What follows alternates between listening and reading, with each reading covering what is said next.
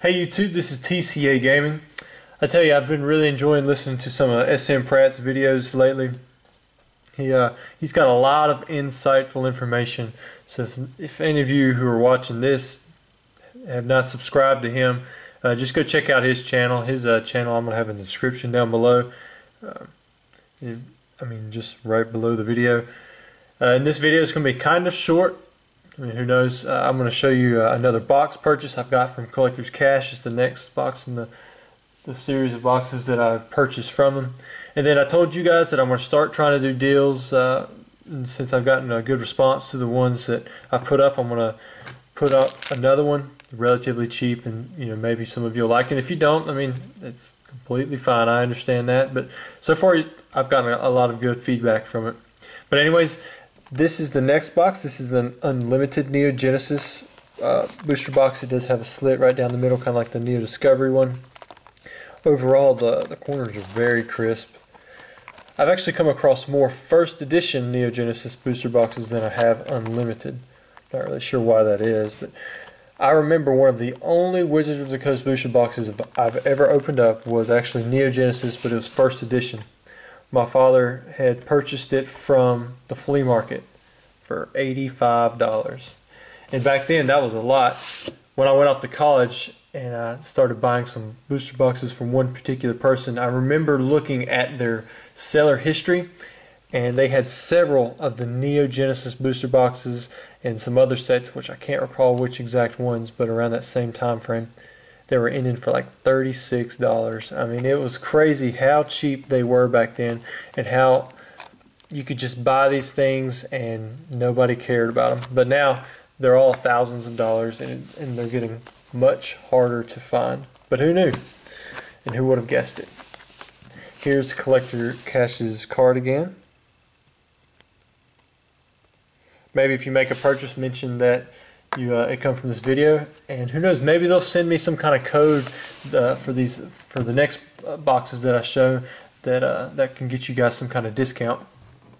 Moving on, what you see in the background, I'm sure many of you know what this is.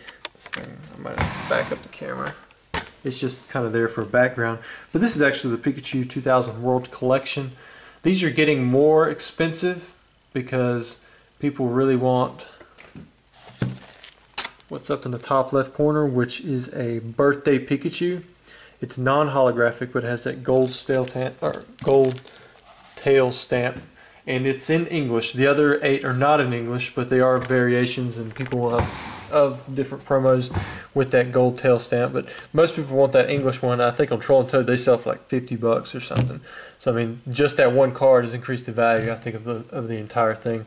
If you are interested in one of these, I could probably sell one to you, but if I remember correctly, they're right around $100 or so. We'll put these here. There are still 2 Pikachus left.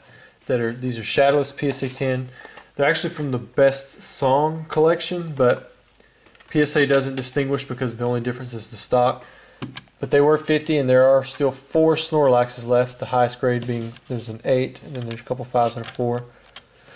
Those I'll do 40 just because they've I've had them in the previous 2 videos. But the deal for this one is actually this right here. This isn't all 9 of the packs. It's just a few of them. Let me open these up.